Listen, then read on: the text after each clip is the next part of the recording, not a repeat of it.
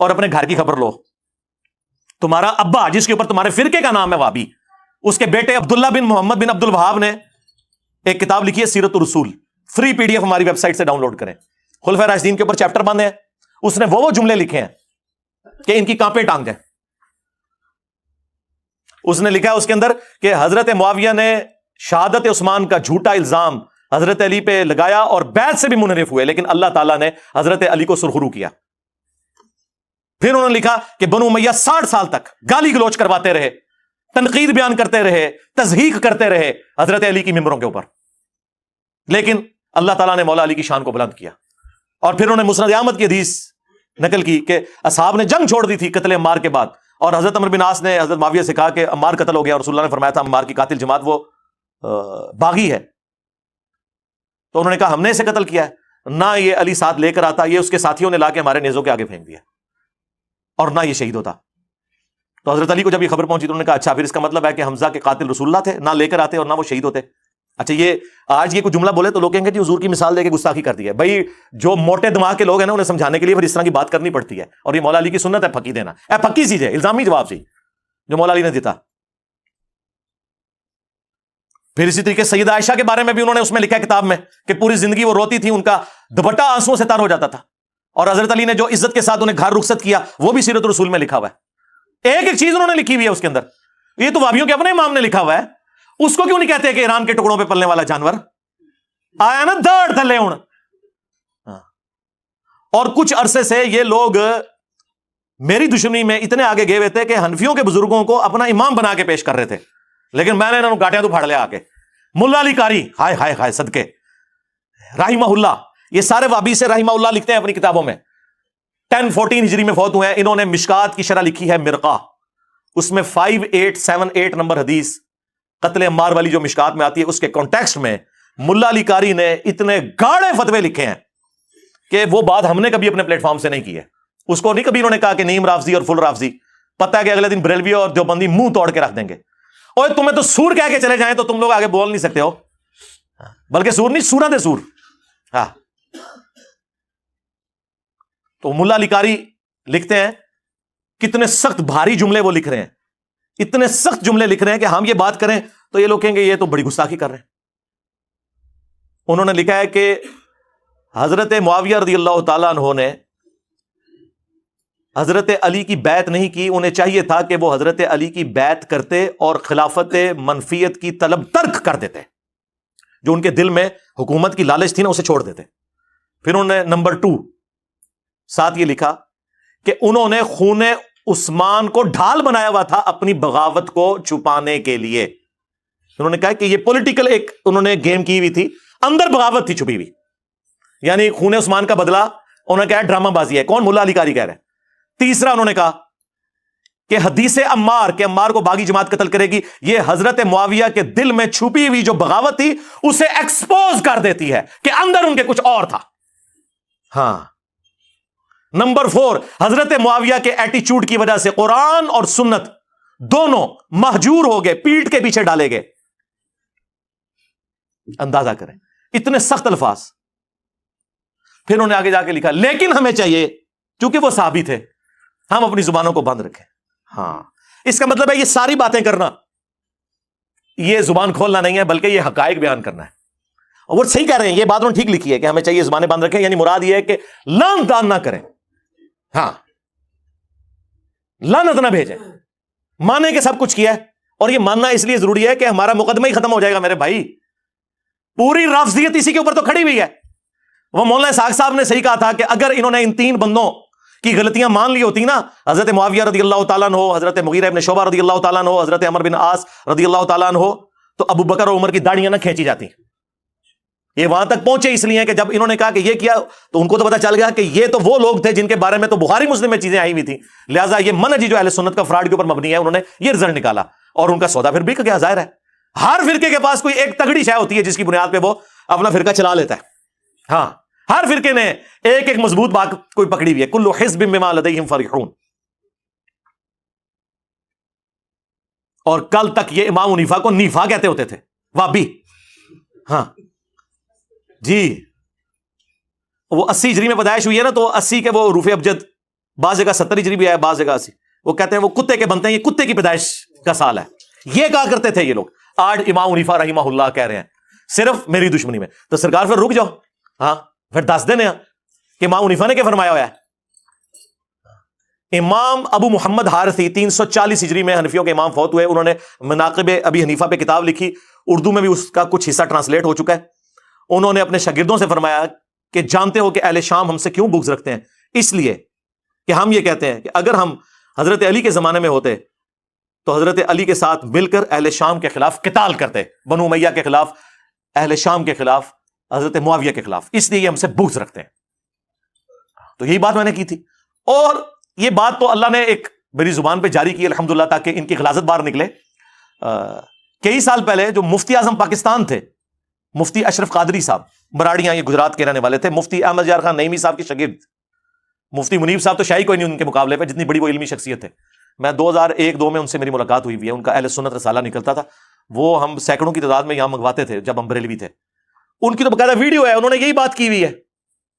جو میرے دل کی بات ہے وہ یہ ہے کہ واللہ اگر کبھی اس زمانے کے اندر ہم موجود ہو یا میں محمد اشرف قادری موجود ہوتا تو میں تلوار اٹھا کے مولا علی رضی اللہ تعالیٰ عنہ کے ساتھ ہوتا اور مولا علی رضی اللہ تعالیٰ عنہ کی طرف سے حضرت امیر معاویہ کے لشکر کے ساتھ میں لڑتا بھی. کیونکہ یہ ہمارے عقیدے کا تقاضا. ناصبیوں کا نظریہ کیا ہے کہ جی دونوں مجتہد تھے، ہاں جی اب ہمیں یہ فیصلہ کرنے کا حق نہیں پہنچتا کہ ہم کہیں کہ کس کا اجتہاد صحیح تھا اور کس کا اجتہاد غلط. بے قصور و بے خطا حضرت معاویہ، یہ نعرہ موہ میں ناصبیت ہے، اس سے ناصبیت کی بو آتی. اور اس وقت تک بریلوی اسے فخریہ پیش کرتے تھے. اس وقت کسی نے ان پہ فتویٰ نہیں لگایا، کئی سال تک ویڈیو عام رہی ہے. لیکن وہی بات ہے کہ ہماری بات ان کو اس لیے چبھتی ہے کہ ہم پھر ایسی بات کرتے ہیں کہ، اور پھر جس پیشن میں پیش کرتا ہوں نا، اس سے پھر ان کی فرقے کی موت واقع ہو جاتی ہے. اس لیے کبھی یہ کوئی پلی لینے کی کوشش کرتے ہیں، کبھی کوئی پلی لینے کی کوشش کرتے ہیں. تو میں نے ان کو بار بار کہا ہے کہ اللہ کے بندو، آپ لوگوں نے غلط بندے کے ساتھ متھا لگایا ہے. آپ جتنا بولیں گے میں اتنا آپ لوگوں کو ایکسپوز کروں گا. ابھی میں چھوڑ سکتا تھا، حالانکہ میں کتنا یہ ٹاپک اس کو ایڈریس کر چکا ہوں، لیکن یہ 2-3 سال کے بعد نکلا ہے نا باہر، اور بجائے آ کے توحید کا کام کرے، ناسبیت کا جھنڈا اس نے اٹھایا نا، ٹھیک ہے نا. تو اور یہ جی وہ ان کا علمی لیول دیکھیں، بالکل وہی باتیں جو بریلوین کے خلاف کرتے تھے. او جی گھر میں 2 بڑے لڑ پڑے تو بچوں کا کام نہیں ہے. اور قرآن حدیث بیان کر.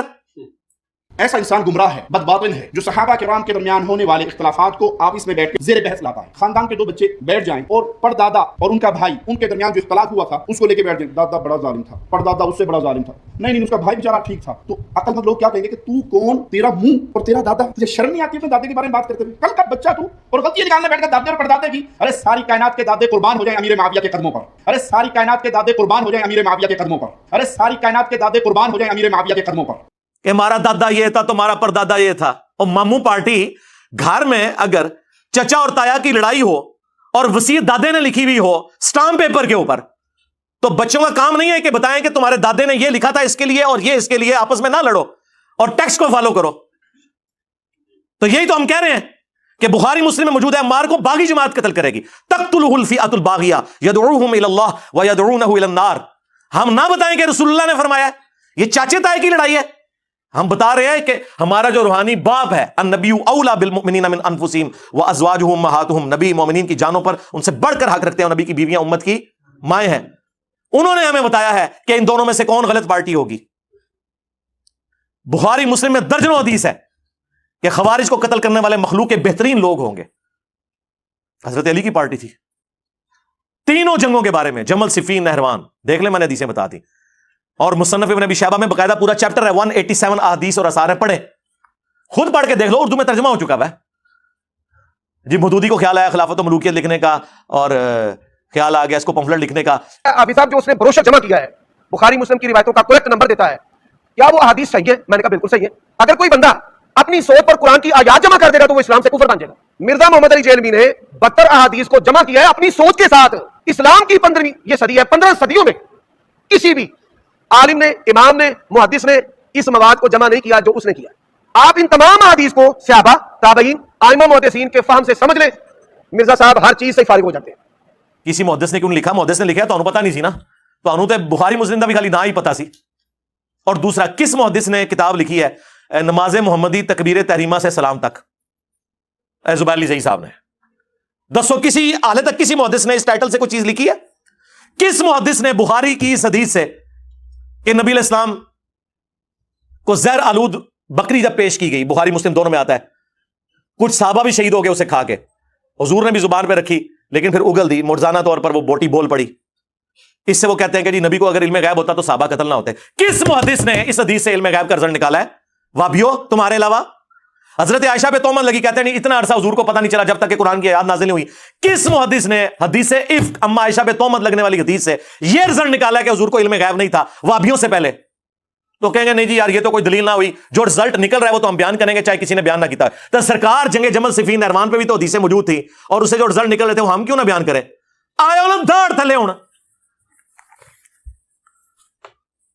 علمی بات کرو. خود سارے کام تم لوگ کر رہے ہوتے ہو، ہمیں بلیم کرتے ہو ان چیزوں کے اوپر. اور جس کا دل کرتا ہے کچھ عرصے بعد ایک نیا چوہا چھوڑ کے انہوں بے عزت کرانا سے پیش چڑھ دینے. وہ میں تو کہ تسی ابن تیمیہ بھی لے آؤ نا، وہ بھی یہی کچھ ہوئے گی. ہاں ہو گئی، بلکہ ہر چیز تسی دھوکھے نال پیش کی تھی، ہر چیز غلط پیش کی. ہم نے الحمدللہ یہ ریسرچ پیپر جو لکھ کے نا آپ کے تابوت میں آخری کیل ٹھوک دی ہے. عربی میں بھی لکھا ہے، اردو میں بھی لکھا ہے، ہندی میں بھی، انگلش میں بھی، بنگلہ زبان کے اندر بھی. الحمدللہ جائیں ہماری ویب سائٹ ahlsunnatpak.com سے ڈاؤن لوڈ کریں.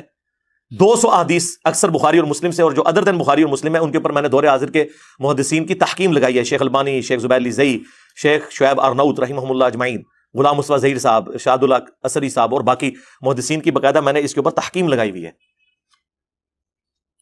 اور یہ 200 کے قریب احادیث ہے.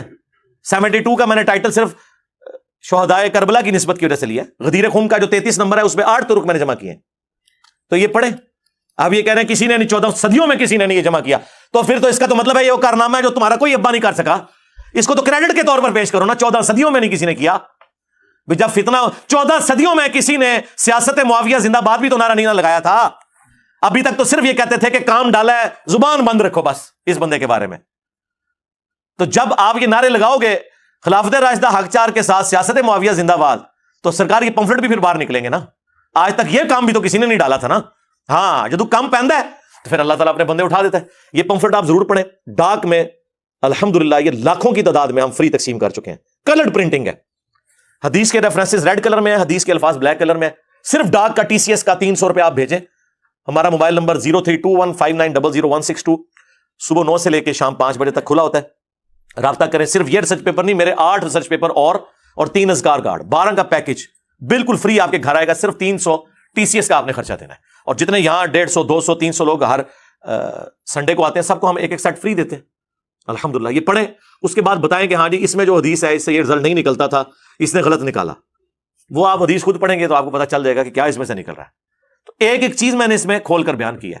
تو لہٰذا یہ جو اس نے جھوٹے الزامات لگائے میرے اوپر اور جان بوجھ کے مجھے اس اعتبار سے ونریبل کرنے کی کوشش کی کہ میں کو گستاخی کر رہا ہوں اور میں لوگوں کو ابھار رہا ہوں اس حوالے سے، وہ میں نے الحمدللہ کلیئر کر دیا. آندہ بھی تم لوگ بولو گے نا، جتنا اپنے ماموں کا دفاع کرو گے میں اتنا احادیث بیان کروں گا. اور بےمان اتنے ہیں، کہتا ہے میں اپنی زبان کھولوں گا. میں نے جو آگے بولا ہے کہ جو حدیث میں آیا ہوا ہے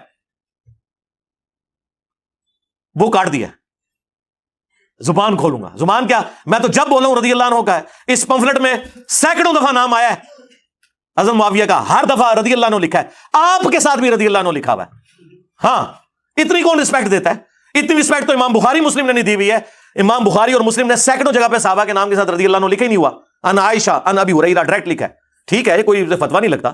ضروری چیز ایک ہی ہے جو جامعہ ترمذی میں حدیث ہے، وہ کنجوس ہے جس کے سامنے میرا ذکر ہو اور مجھ پر درود نہ پڑے. اللہم صلی علی محمد وعلی آل محمد. یا اس کی ناک خاک آلود ہو جو جامعہ ترمذی میں اور حاکم میں حدیث ہے، وہ تباہ و برباد ہو جائے جس کے سامنے میرا ذکر ہو مجھ پر درود نہ پڑے. اللہم صلی علی محمد وعلی آل محمد. بس درود شریف کی اوبلیگیشن ہے، باقی تو اور کچھ بھی نہیں ہے. ہم آنری طور پہ لگاتے ہیں، ٹھیک ہے لگائیں، ضرور لگائیں. اوبلیگیٹری ضروری چیز صرف درود شریف ہے.